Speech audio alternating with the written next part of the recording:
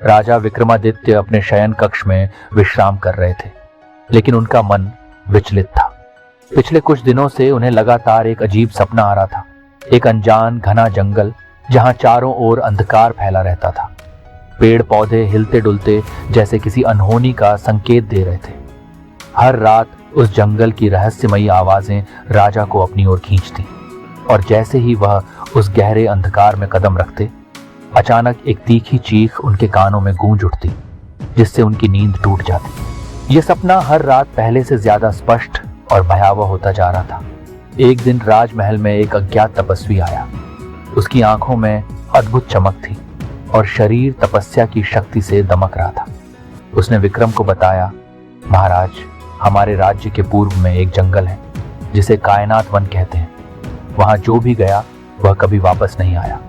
इस गहरे जंगल के बीच में एक प्राचीन रहस्य छिपा है जो अब तक कोई नहीं खोज पाया।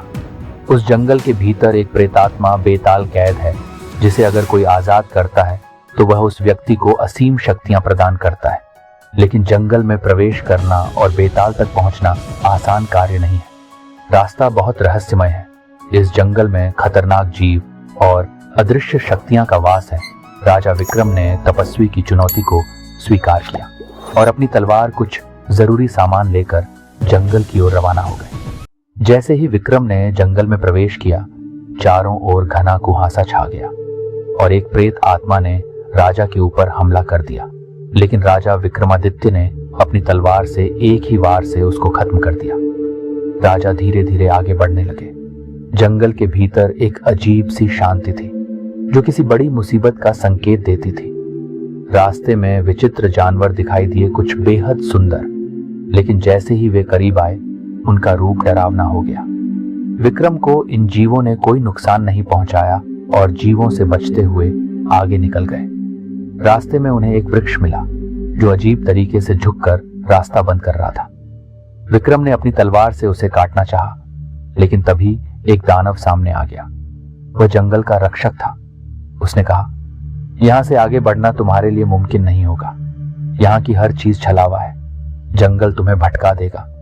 अगर तुम सच्चे दिल से बेताल को मुक्त करना चाहते हो तो तुम्हें खुद पर और अपनी बुद्धि पर पूरा भरोसा करना होगा।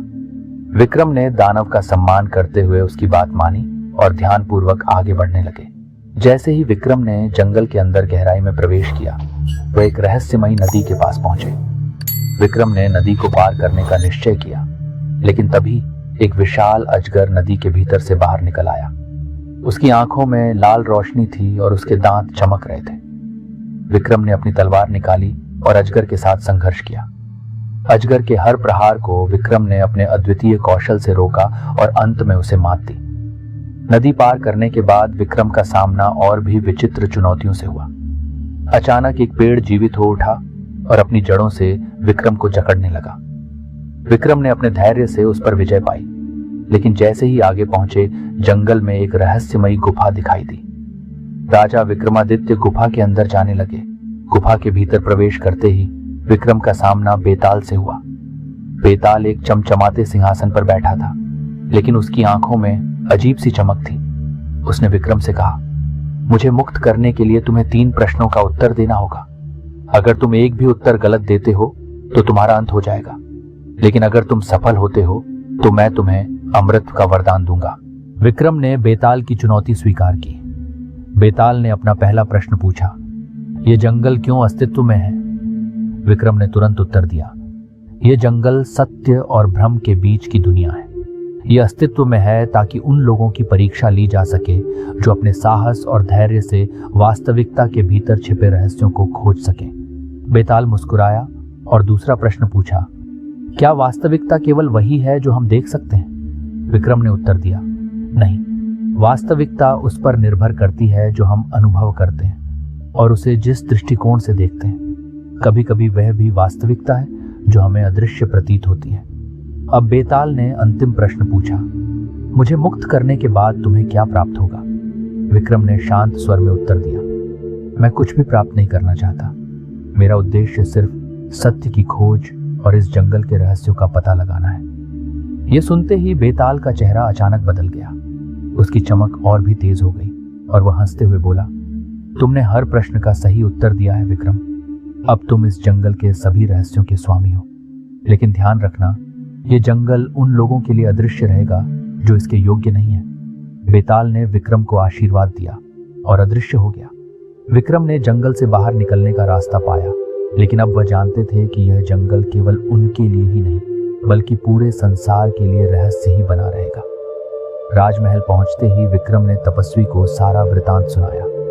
तपस्वी ने उन्हें बधाई दी और कहा, महाराज, आपने जो किया है वह केवल साहस और बुद्धिमत्ता से ही संभव था। यह जंगल अब हमेशा आपके अंदर रहेगा और इसका रहस्य केवल आप ही जानते हैं। दोस्तों, क्या आप चाहते हैं कि ऐसी ही अच्छी अच्छी रोचक कहानियां सुनने को मिले? तो आप मेरे चैनल को सब्सक्राइब करें, ताकि जब भी मैं नया वीडियो अपलोड करूं तो उसका नोटिफिकेशन सबसे पहले आपको मिले।